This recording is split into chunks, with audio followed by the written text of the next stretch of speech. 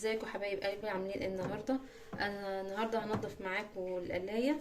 انا كنت عامله فيها فراخ مشويه، وعلشان انضفها واشيل منها الريحه والدهون، ما يبقاش فيها ريحه لو استخدمتها تاني. هكب فيها ميه سخنه من السخان.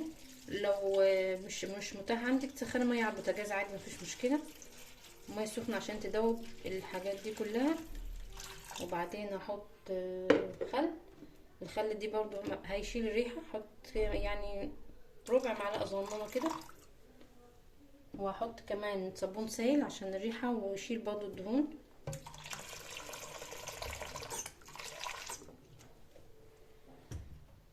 كل ده بيساعدني ان انا اشيل الدهون منها من غير ما افك المصفى نفسها، واحطها بس يدوبك دقيقتين علشان تشيل المية تسخن فيها.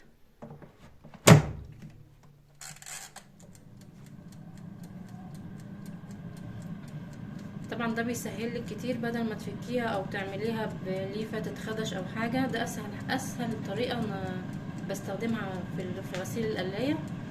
بتسهل لي كل حاجه، بتشيل الريحه. اجي استخدمها في حاجه تانية مثلا بطاطس او حمر فشار او كده.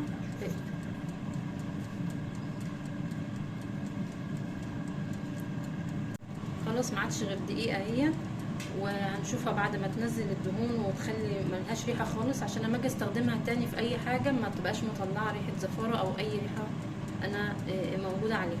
وكمان السخان من تحت البخار بريحه الصابون السائل بتشيل الدهون والروايح من عليها. خلاص هي هانت اهي، ما عادش غير خلاص.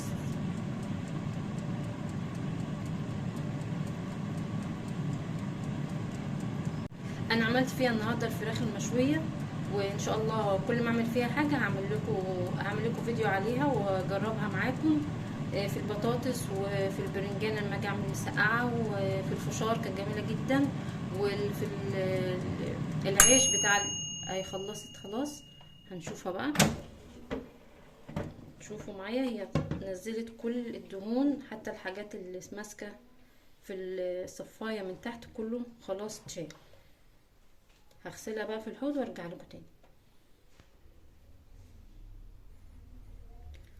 بس خلاص انا كده شطفتها على الحوض يدوبك، بس نزلت الدهون من عليها، وفي ثانيه خلاص كل اللي كان فيها ماسك كله راح في ثانيه.